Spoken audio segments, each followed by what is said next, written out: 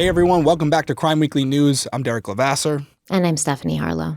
And today's case has not been getting a lot of mainstream media attention and is mostly being discussed on social media. So we wanted to talk about it here and use our platform to raise awareness and hopefully get Amari's story out there so that people are aware this is happening and it doesn't just slip through the cracks.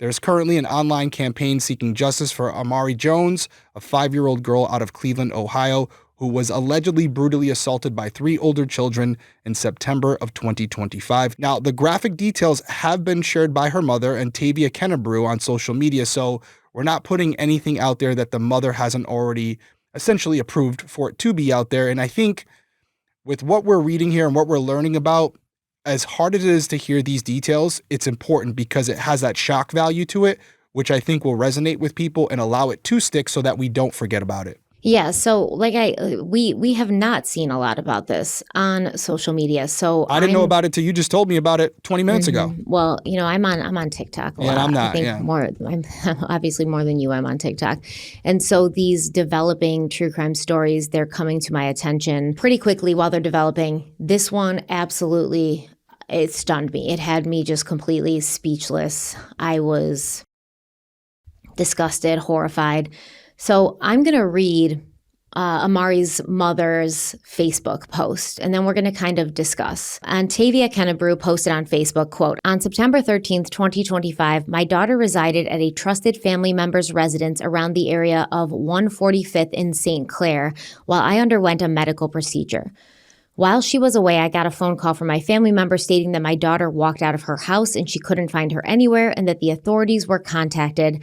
I immediately was filled in panic. I rushed out of my house and arrived to the scene. Soon as I got there, I ran to the EMS truck where I found my daughter unresponsive, bloody, with her hair pulled from her scalp, her body covered in bruises, her fingernails filled in dirt, her eyes filled with blood, her neck showing signs of strangulation, her mouth and lips bloody, her private area filled with debris and dirt, and a big lump on her head. I couldn't believe what I saw in front of me. My daughter did not look like herself. She was traumatized. She was shaken up. A group of bigger kids around ages 8, 9, and 10 walked up to my daughter, presenting themselves as friends, took her by the hand and walked her to a field that was far away from the residence. In that field, they beat my daughter until she was unconscious. They ripped out her hair. They held my daughter down as they raped her. They also shoved sticks down her throat and down her private area. They stripped her naked and strangled her with her own shirt. One of the children then proceeded to take out his private area and leave her covered in their urine. They beat her and penetrated her until she was unconscious and unresponsive. One of the 3 kids ingratiated their teeth on my baby's bottom area to hold her still as they sexually assaulted her. The kids then left her where she was, not telling no adults, thinking they succeeded in killing her, and they continued playing.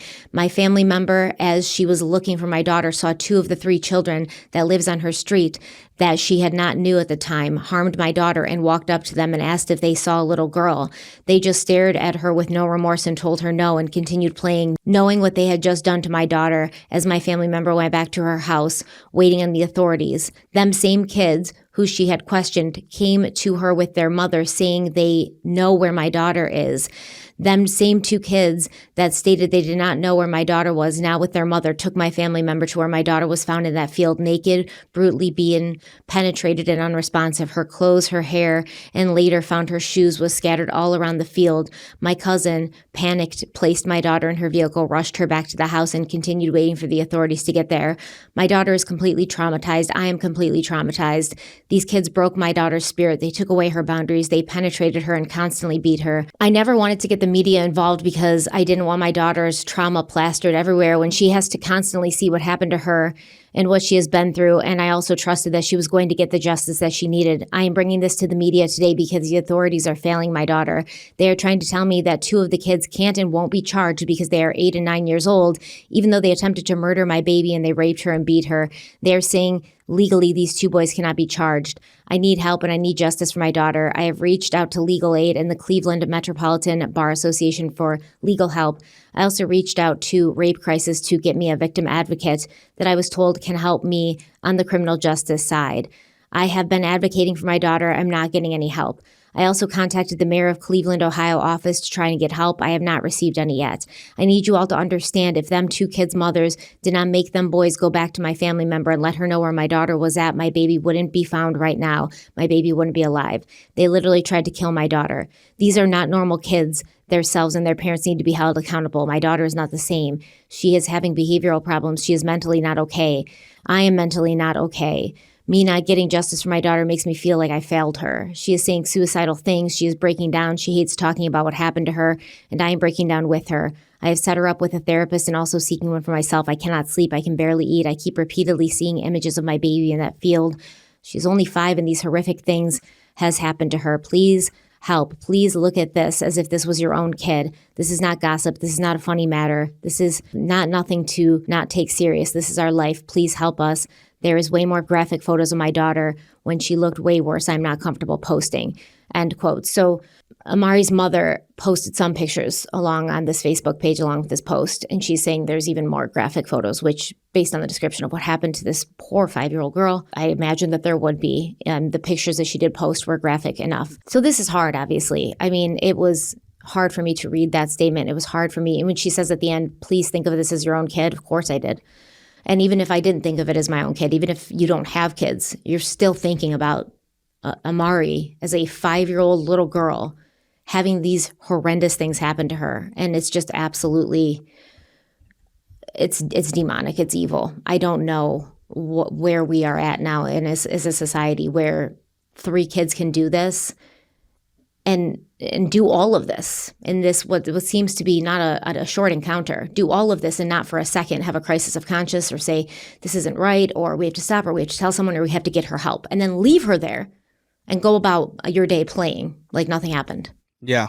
My first thought, as I'm sure it's the same thought that many of you are having, is where are the parents? Where are the parents of these 3 boys? I don't know if they were siblings. I'm assuming at least 2 of them were separate because you said you had 2 different mothers who responded back there and made them go back. But where did they see this?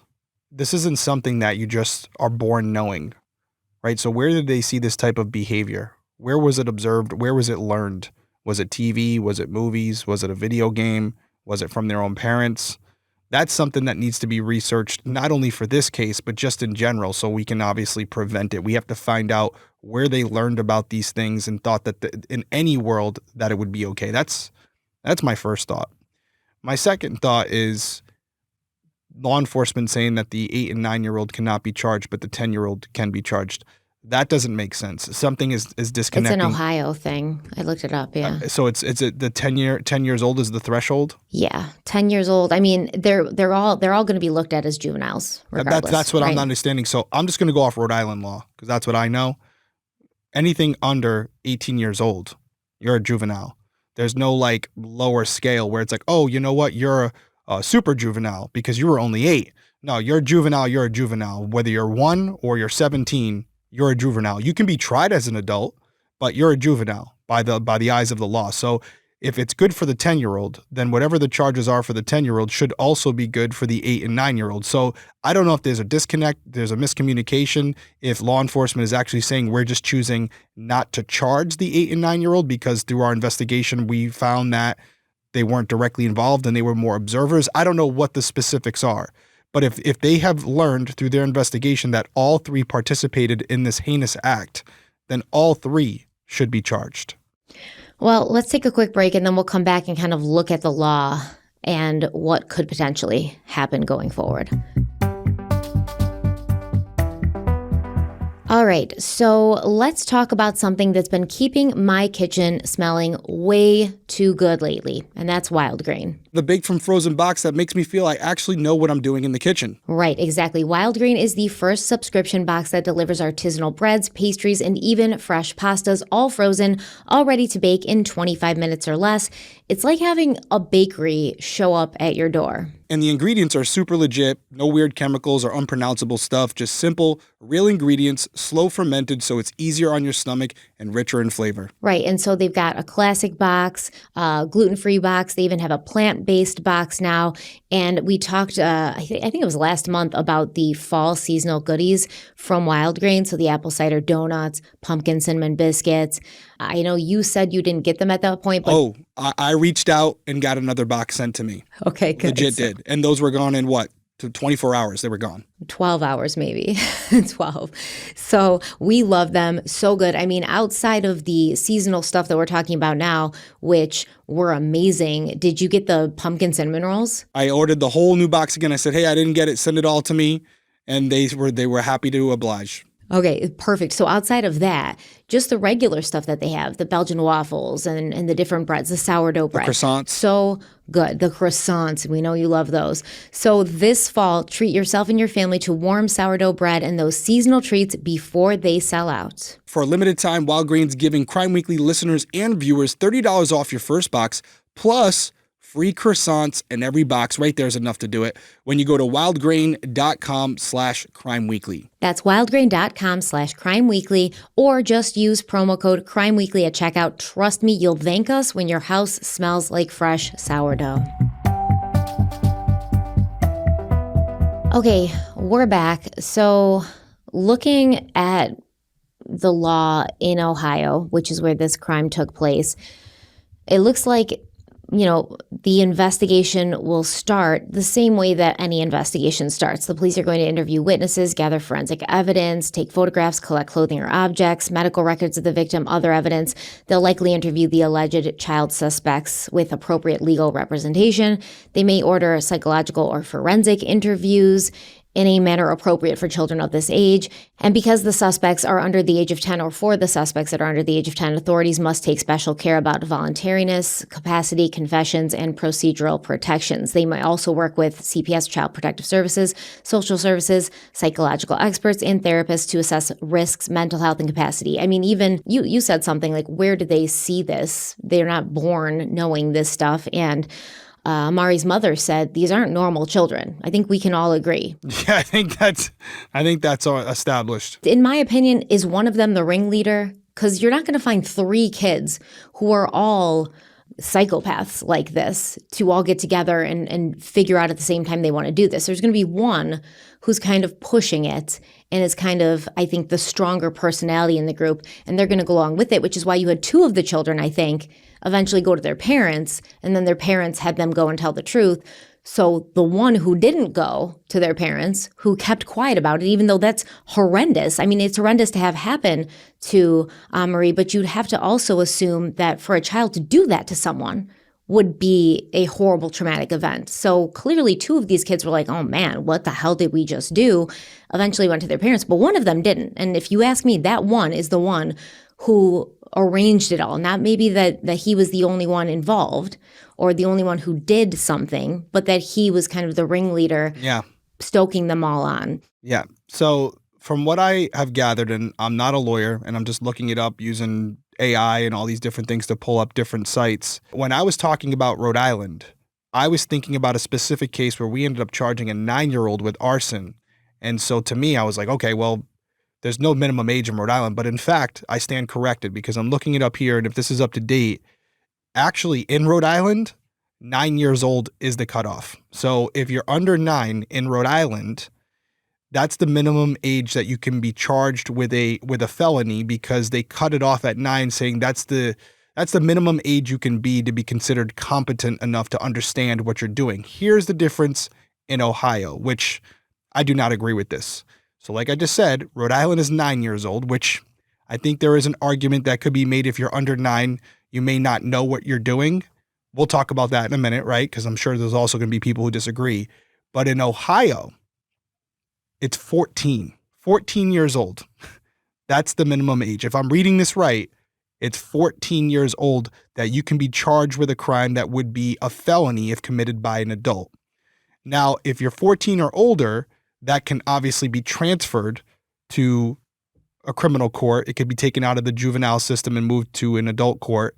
But if I'm reading this right, 14 years old is the minimum. Yeah, so it says in Ohio, there's no minimum age for criminal responsibility, but I hate when they say there's no minimum age. However, there is. For children under 14, they can only be held responsible if they have the ability to understand the wrongfulness of their actions. For children under 10, the juvenile justice system would likely focus on rehabilitation rather than punitive measures, as they would be seen as lacking the capacity to understand right from wrong. Are we to believe that any child under the age of 10 doesn't understand that hurting somebody to this extent, urinating on them, sticking things into them, beating them, pulling their hair out of their head so bad their scalp bleeds, they don't understand that's wrong? That's what I'm to believe here based on this law. I guess what the police told Amari's mother is correct. At this point, the children under the age of 10, which is 2 of them, they will be most likely handled by the juvenile system, which will focus on rehabilitation rather than punishment. And that child who's 10 or older, there will be pretty much probably the same thing, honestly. It's not going to be, they're not going to spend the rest of their life in prison. And this is tough. I'm going to say it, even though I'm going to qualify it by saying I don't personally agree with it. But I do think we represent a large audience, and if there's anything we've learned over the last 4.5 years of doing this, not everyone agrees with us, right? There's going to be discourse in the comment section, which is a good thing. So what I'm about to say is more for the people who feel this way than myself. I'm just putting that disclaimer out there. There are going to be people who listen to what we just said or watch what we just said and come to the conclusion that you just represented, which is these children are more than likely too young to understand the significance of what they did. They might understand it's wrong and that they're hurting someone, but they don't understand that it's a crime and that it's as extreme as it sounds. And I don't personally agree with that. I don't subscribe to that. But I do think an argument could be made by a defense attorney or even people in the comments where they say, this is horrific. There should be some accountability. Something has to happen here. They should be institutionalized, at least until they're old enough to go to a court and face some sort of repercussion. Like, you can't let kids like this run around out there. I'm sorry. They should not be in a school surrounded by other kids. I mean, Listen, if I didn't make it abundantly clear by that disclaimer, I agree with you. I think in the eyes of the law, it may be difficult to charge, but as far as having them admitted to somewhere, also another controversial take that I'm going to go with, and it wouldn't apply to this case, but it could apply to future cases if the law changes, especially if we get enough attention on this case. I would be asking the parents, where were you and where did they learn about this? Because if there's some type of accountability on behalf of the parents, they're more incentivized to be aware of what their kids are doing and where they are and what they're watching. But there's basically, we see it even with like the school shootings, right? It's just like, oh, you know what? Plausible deniability. I didn't know. The kids are being kids and, they're a bad kid, but it doesn't reflect me. No, it does. Especially when we go with younger ages, like 8, 9 years old. It's very heavily based on you. At that age, I got a 9-year-old running around my house right now. I love her very much, Peyton. You're my girl. But she don't know her ass from her elbow. I mean, she's just kind of going wherever we take her. She's learning by our examples. Learning by what you expose her to. 100%. What you allow her to What we allow her to see, hear, read, the conversations that we have amongst ourselves as adults, that's all reflective on me as a parent. So should there be some legal responsibility on the parent's part? Personally, I think so. I'm interested to hear what you guys have to say about that. But is it going to help this particular case? No. Is it going to help Amari? It wouldn't help Amari. She's 5. Do you know this place where her brain is right now? What this is going to do to her forever? Yeah. And by the way, even if these kids get charged, like even if they charge them to the extreme, there's still going to be a lot of work that needs to be done because in my experience, just dealing with victims, yes, they want the justice, but it doesn't change what they went through. And although they might feel slightly better for a short period of time, Amari still has to relive that occurrence every single day. Every time she closes her eyes, more than likely. So whether they're in prison or they're in an institution or they're out walking free, that's still going to be have a major impact on her life. And I can only imagine, because I've never been a victim of something this severe, that having them behind bars or locked up where they can no longer hurt you or anybody else could help in that healing process. I don't want to speak for her or anybody else, but I would imagine knowing that they're physically incapable of doing what they did to you to anybody else would give you some peace. Yeah. Not a lot, but something. A feeling, a slight sliver of safety. A sliver is the best way to describe it. Yeah. Yeah. So, well, on that note, from what we both can kind of tell, it looks like the earliest age in Ohio that a juvenile can be placed in the adult courts is 14. There you go. Yeah. And this is obviously a felony. Yes. No, this is a felonious act. None of these kids are going to face justice in the way that I think any of us believe they should. Because they're not old enough to go into an adult court. But they also should not be allowed to return to their lives, return to their schools, return to their friends, return to their routines. Something needs to happen. And not anytime soon. No. The legal system has limited precedent for crimes of this severity by such young children because it doesn't happen. It's not very common, right? As it should not be. No. 20 years, I've never heard of someone this young committing a crime like this. This is the first time for me. We've heard cases of this happening. I've heard like more child molestation cases. What case are you referring to where an 8-year-old attempted to murder someone? I can't remember the exact case. He actually just got out. I think his name was Eric, but he was young. We covered it? No. Okay. You heard of it. Yeah, there's cases like this. I mean, you got the Slender Man case too. Yeah. But they were, I think, like 13, 14. So I've had child molestation cases with like 10, 11-year-olds where they molest a 6 or 7-year-old, and then as that 6 or 7-year-old grows up and starts to talk about it, we go back and retroactively we charge them. But never this young, not a crime this severe, not in my career. Yeah. So if you just kind of look through it, in 1929 there was a 6-year-old who killed someone. You know, this is going back to 1900s. But in January of 2022, there was an unnamed boy who shot a 32-year-old, Brandon Raspberry. Actually, I know this case. I was just looking into it. Virginia Hudson, 7 years old in 1887. I'm kind of looking through Amarjit Sada, who was 8 years old. This is in 2007, a different country. Some instances of this, actually scrolling through the list, a lot more than I thought there would be. But yeah, it happens. But not enough, I think, to kind of like change the whole law, because obviously these are outliers at this point. And like you said, something happened to them or they were exposed to something consistently, not just once. This is not, I just saw a horror movie once or saw a weird video online once and then turned into a psychopath. This is you're consistently exposed to something that's causing you to act. Yeah, so if there was a law in place where detectives could say, okay, we can't charge them. However, if we can prove that the parents are indirectly responsible for this by interviewing them, the parents and the children, we could potentially charge the parents. And if they were able to do that, not only would it allow someone to be held accountable for what happened, it would also serve as a deterrent for all the other negligent parents out there who are conducting themselves in a similar manner, because this is not an isolated incident. I saw this every day in my career where I'd be driving down the road in my patrol car and I see a kid in his diaper walking down the sidewalk, 4 or 5 years old. Pull over and say, where's your mom and dad? The kid can't even speak. I pick him up. Yeah, why was 5-year-old Amari outside unsupervised? She's too young for that. I mean, I'm not trying to... Well, that is another question. Yeah, like what happened there? Yeah, I'm not trying to blame anybody, but I mean, you would expect neighborhood kids. I used to live in a neighborhood when my son was about the same age, and they'd go out and they'd play, ride their bikes. They're like getting sticks and playing with each other, and they'd be gone for a few hours, come in for a snack, get a water, go back out.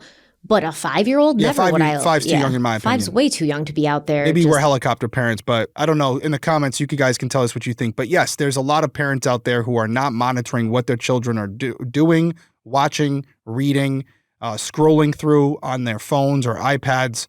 We need to have some level of accountability as parents. And for some people, it's not going to be enough to just use common sense. There needs to be a law in place so that they know there's repercussions if their child goes out there and does something stupid.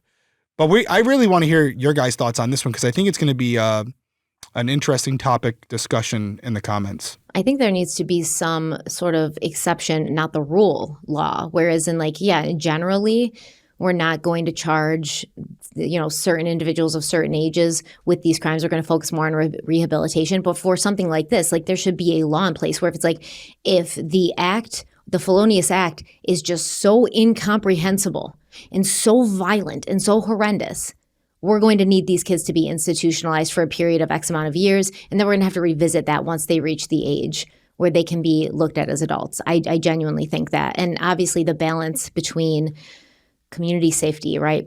Protecting the public, protecting the victim, and then the rights of these juvenile offenders, especially these very young juvenile offenders. This is going to be a central dilemma in this case. And at the end of the day, we have, I think, a very clear miscarriage of justice if nothing happens to all three of these kids. Something needs to happen with all three of them. And so on that note, we're going to have Shannon put the petition on screen where you can find the petition for change. And also, if you'd like to donate to Amari's family and help in her future struggles. Yeah, go support her on her Facebook page as well. Yeah, absolutely. And we'll put it in the description box as well. And by the way, just so I don't forget, if this isn't being done, at minimum, DCYF needs to be involved for these three children to see what their conditions are at home, how this was allowed to happen, what's going on there, what did they see. So even if it's not a criminal act at this point and legislation needs to be changed, DCYF, this is a perfect case for them where they can look at these kids' home environments, see what they're in, see who they're around, and make a decision whether or not to remove them from the home and place them somewhere else. If it can't be an institution, maybe it can be some type of facility where they can be monitored so they're not around every other kid out there where someone else can become a victim. So I'm sure DCYF is aware of this. If not, they should be, and they should be heavily involved with this one. So yeah, like Stephanie said, weigh in down in the comments below. The document is up there. Go support the family. Let them know that you're here for them. Sometimes that can go a long way. And if there's a major update in this case, we will absolutely let you guys know. But until then, everyone stay safe out there. We have a new case coming next week. Stephanie, do you want to tell them about it, or do you want to just let it hit you? I think I just saw the name come across. You just sent me the first script. Do you want to at least say the name, or do you just want to wait? No, I'm going to wait. And it's got a sort of Halloween aesthetic to it. So I wanted to pick something that kind of, tied into the season, but was still true crime focused. So yeah, you have to come back and see. Come back and check it out. By the way, speaking of Halloween, I'm going to mention it on Crime Weekly as well. Halloween merch. I'm wearing it right now. Stephanie, yours is on the way. I do want to apologize and also say thank you at the same time. We sold out in one day. That's amazing. Sold out in one day. That was on me. I underestimated how many people would want the sweatshirt. If you go on criminalcoffeeco.com right now, you can click on the sweatshirt and click the notify me when in stock button. So they're going to go. I didn't order a ton. There's already hundreds of people who've reached out and said it was sold out. So as soon as they come in, they're going to go. So if you want to be one of the first, click that button. This will probably be our last run. We might do one more, but it's getting close to the end of the month, so we'll see. But thank you, and also I apologize. We'll be back later this week with a new series from Crime Weekly. Until then, have a good night. Bye.